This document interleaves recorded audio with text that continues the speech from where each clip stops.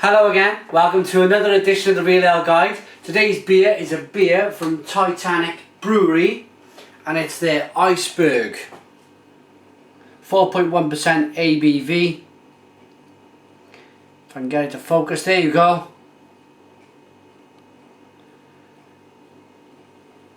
Right, just get the label for you quickly.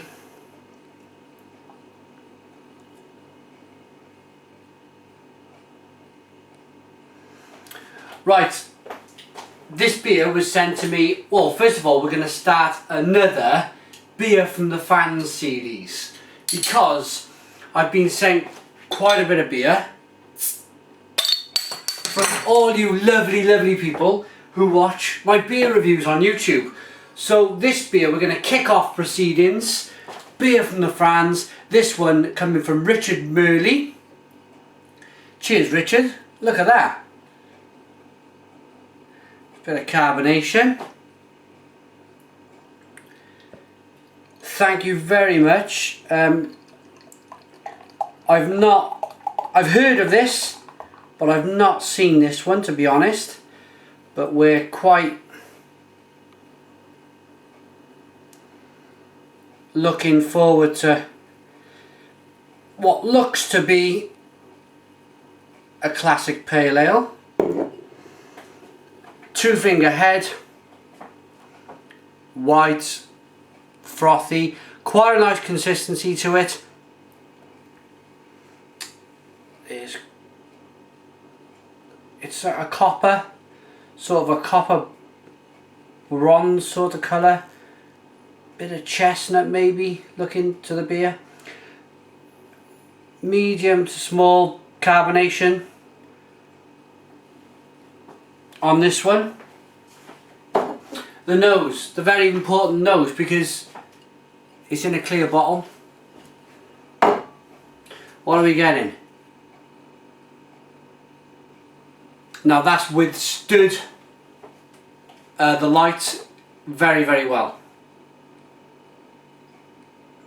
There is no skunk in there whatsoever. If you're watching from the first time, what I mean by skunk is a lot of the time, not in this case though, a lot of the time beer gets light struck. The light penetrates the glass bottle and affects the hops. It makes the hops smell and taste skunky, and it's not good. But as I said, this seems to have withstood that very well. Getting a little bit of a toffee nose.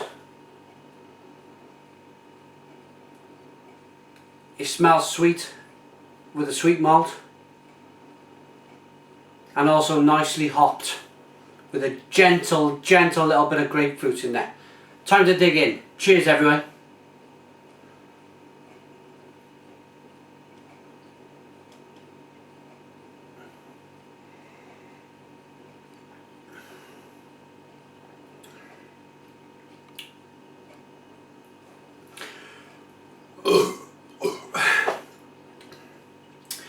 Right,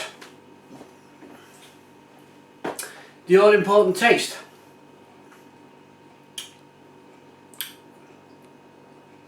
The first thing again I'm looking for is any skunk in the taste. Again, there's none at all, none whatsoever. The hops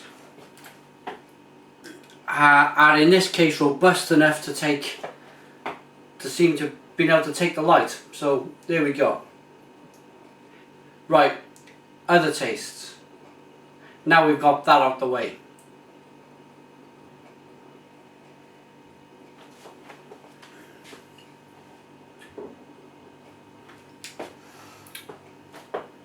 I'm getting quite a bit of sweet pine.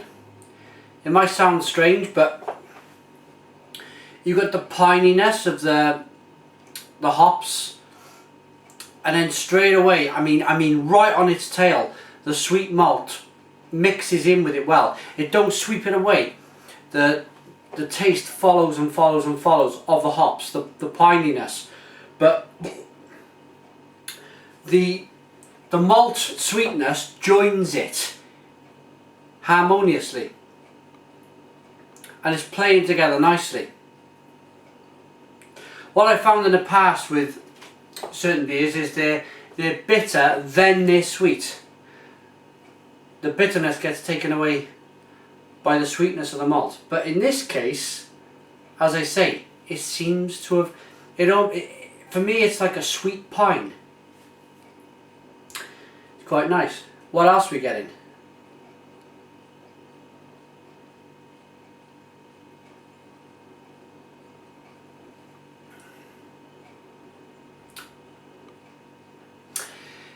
It's pleasantly grapefruity. It's pleasantly grapefruity. This has, I know Richard was so impressed with this. Thanks for watching, by the way.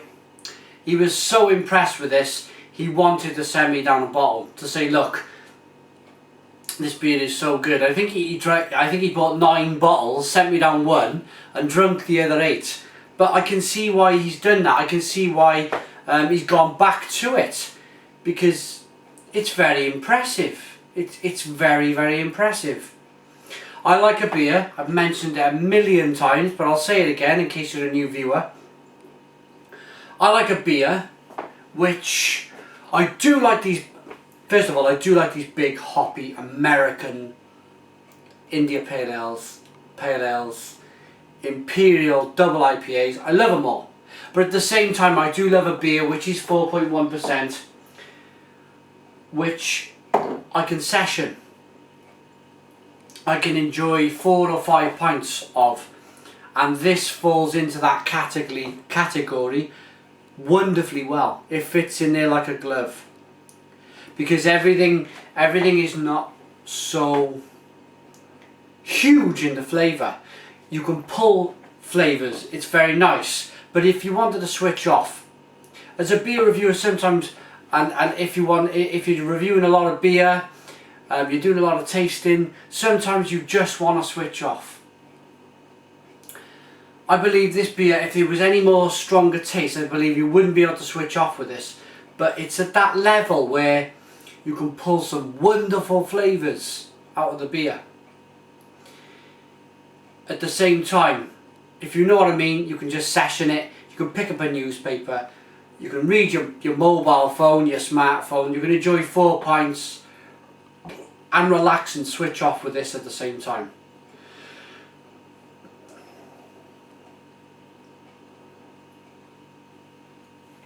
Next thing we're going to do, we're going to try and second guess the hops they've used in this beer. I believe they've used a lot of Cascade in this. I think that they've used a lot of Cascade. It's one of my favourite hops. It's a beautiful, beautiful hop. It gives off grapefruit aromas, lemon, and it's quite sharp to the taste. But the aroma it gives also, let's give it a wash round.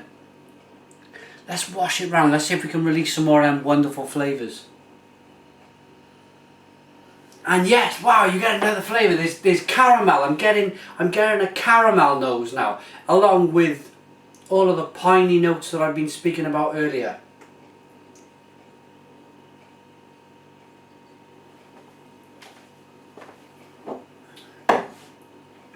I've had a few beers lately that have grown on me. I've started off the review, tasted it, and it's been, yeah, it's a good beer. It's a good beer. And then the more I drink it over the review, the more impressed I'm getting by the beer. And this is one of them beers. This is one of them beers, which absolutely does that for me. Right, back of the bottle. A combination of Maris Otter pale malt and fine wheat malt gives this refreshing beer real zest. This fantastic wheat beer is a formidable opponent to any passing thirst. Frederick Fleet, the lookout of the Titanic, was the first to spot the iceberg at 11:35 p.m. The iceberg was not seen earlier, as the lookout's binoculars had been left behind in Southampton. Shit happens, I suppose. Founded in 1985 and based in Stoke-on-Trent, Titanic Brewery is named in honour of the infamous ship whose captain, Edward Smith, hailed from the Potteries. Our beer is now available in over 250 free houses in the UK. We even produce special concept beers every month. each with a nautical name. Whilst the names of the beers may seem humorous, we take our links to the Titanic seriously. Alcohol by volume, 4.1%. It's in a 500ml bottle, which is nigh on a pint. The internet site for this brewery is www.titanicbrewery.co.uk. Check them out. Well worth a look.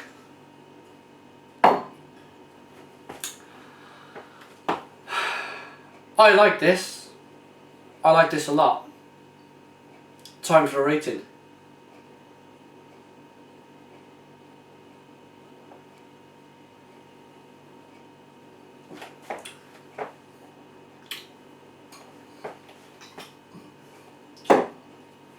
I'm sure there's Cascade in there. If you're watching from the brewery, let me know. I'm sure there's Cascade in there. It doesn't say there is, but I'm pretty sure there's Cascade in there. For me, I really enjoy this. It's got a lot of great qualities. You can session it. It'd go well with a meal. Some strong cheese maybe. It'll take away the bitterness. I'm gonna give this an 8 out of 10. 8 out of 10. Thanks for watching another edition of the Real Ale Guide. You can email me at realaleguide@googlemail.com. Facebook is facebook.com/Real Ale Craft Beer, and Twitter is twitter.com /Real Ale Today. I love your emails though. I also love your comments. Comment in the comments box. I will always answer. Subscribe if you like, and cheers.